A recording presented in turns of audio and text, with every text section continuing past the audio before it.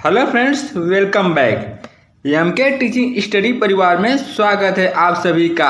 आज के video lecture में हिंदी व्याकरण में उपसर्ग प्रत्यय से संबंधित टॉप 15 महत्वपूर्ण प्रश्नों को रखा है जो कि परीक्षाओं में पूछे जाते हैं।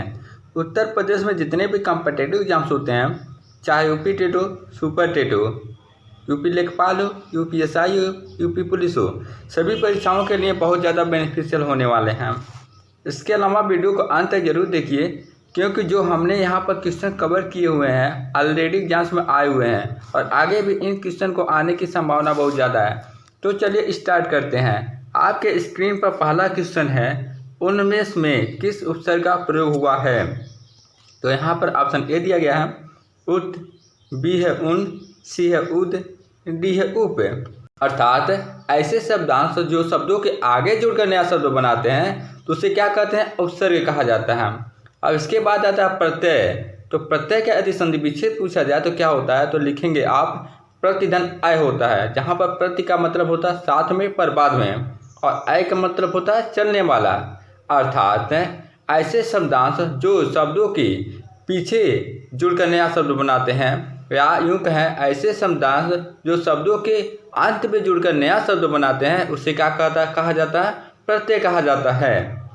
तो यहाँ पर आपका राइट आंसर हो जाएगा ऑप्शन ए, जो कि है उत। इसके बाद है आपका नेक्स्ट क्वेश्चन सेकेंड है, संस्कार शब्द में कौन सा उपसर्ग है? यह सुपर टेट 2018 में पूछा गया क्वेश्चन है।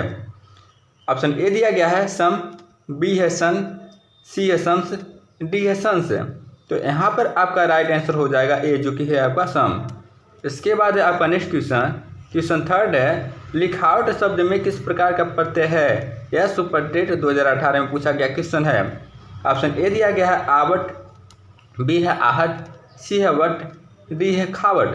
तो यहाँ पर आपका राइट आंसर हो जाएगा ए, जो कि होता है आवट। इसके बाद है आपका नेक्स्ट क्वेश्चन 4 है, कृदंत प्रत्यय किन शब्दों के साथ जुड़ते हैं? यह सुपर टेट 2019 में पूछा गया क्वेश्चन है। ऑप्शन ए दिया गया है संज्ञा, बी है सर्वनाम, सी है क्रिया, डी है अव्यय। तो यहाँ पर आपका राइट आंसर हो जाएगा सी, जो कि होता है क्रिया। इसके बाद है आपका नेक्स्ट क्वेश्चन 5 है, महान शब्द में तो प्रत्यय जोड़ने से शब्द बनेगा।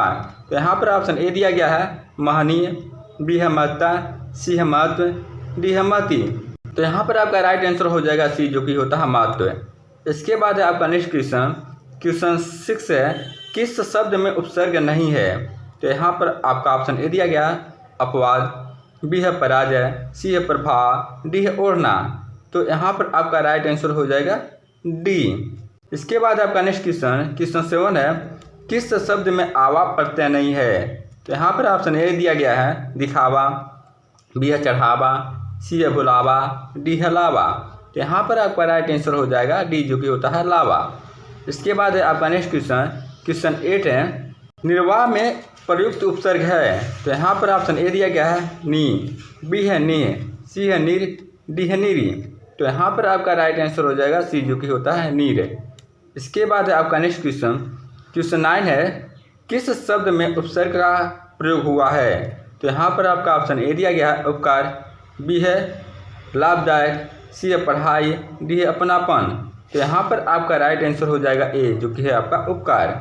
इसके बाद क्वेश्चन 10 है, निम्नलिखित में से किस शब्द से प्रत्यय लगा हुआ है?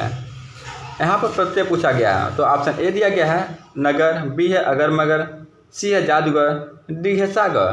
तो यहाँ पर आपका राइट आंसर हो जाएगा सी, जो कि है आपका जादूगर। इसके बाद है आपका नेक्स्ट क्वेश्चन 11 है, निम्नलिखित में से किस शब्द में प्रत्यय का प्रयोग हुआ है?